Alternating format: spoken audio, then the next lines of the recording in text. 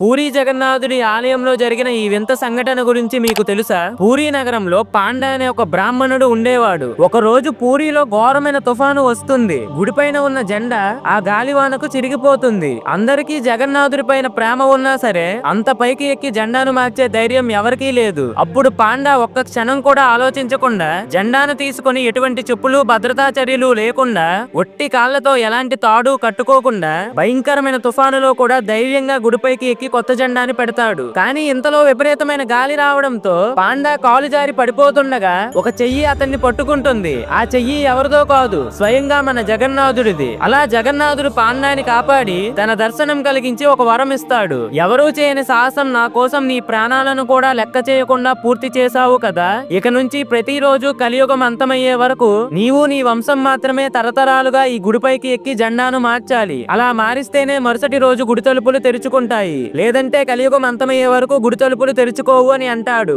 ఆ రోజు నుంచి ఈ రోజు వరకు 50 కేజీలు ఉన్న ఆ జెండాని తీసుకొని పాండా వంశం వాళ్ళు గుడిపైన పెడతారు. ఫ్రెండ్స్, జై జగన్నాథ్ అని కామెంట్ చేయండి.